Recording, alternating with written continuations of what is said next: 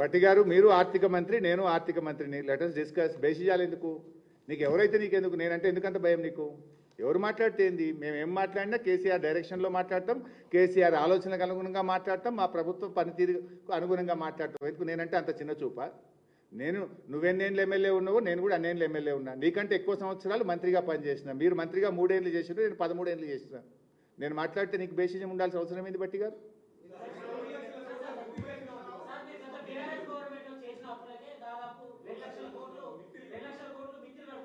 We are ready to discuss. By first you answer. Bhatti గారు 1,78,000 కోట్లు మేము అప్పు తెచ్చినామన్నాడు. ముఖ్యమంత్రి 3,47,000 కోట్లు అన్నారు. అసలు మీరు తెచ్చిన అప్పు ఎంత? నేను అడిగిన కదా, బ్రోకర్లను పెట్టి 500 కోట్ల అప్పు తెచ్చి 500 కోట్ల లంచం ఇచ్చి 30,000 కోట్ల అప్పు తెచ్చిందన్న. You answer that. We're ready. మీరు డిస్కషన్ పెట్టండి, అన్ని మాట్లాడడానికి నేను రెడీ ఉన్నా. Thank you. నిజంగానే మీరు చేసిన భారతదేశం ఇవాళ పెద్ద సంక్షోభంలోకి వచ్చింది. ఆ మాట మాట్లాడితే అది వేరే సబ్జెక్ట్ నాకు డైల్యూట్ అవుతుంది. ఇవాళ మాట్లాడను కానీ మొత్తం అసలు రూపాయి వాల్యూ ఎట్లా తగ్గింది, మన అప్పులు ఎట్లా పెరిగినాయి దేశం, అదంతా ఒక పెద్ద సబ్జెక్ట్. ఇంకో రోజు మాట్లాడతాం.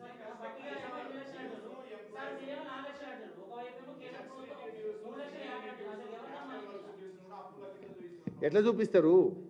నేను ఇందాక స్పష్టంగా రాష్ట్ర ప్రభుత్వం గ్యారంటీ ఇవ్వని, రాష్ట్ర ప్రభుత్వం చెల్లించని అప్పులు అని మీరే వైట్ పేపర్లో రాసిండ్రు. రాష్ట్ర ప్రభుత్వం గ్యారంటీ ఇవ్వలేదు, రాష్ట్ర ప్రభుత్వం చెల్లించదు.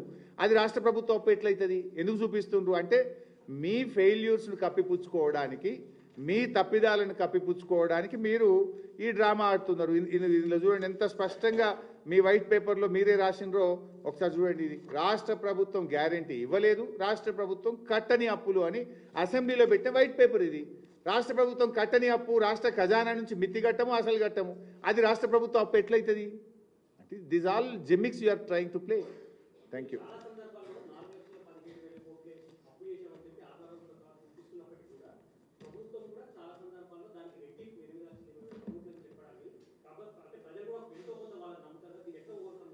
తప్పకుండా మేము కూడా ప్రజాక్షేత్రంలో పోతాం. ఈ డాక్యుమెంట్లు అవసరమైతే ఒక బుక్ ప్రింట్ చేసి రాష్ట్ర ప్రజలందరికీ కూడా మేము చేసిన అప్పులు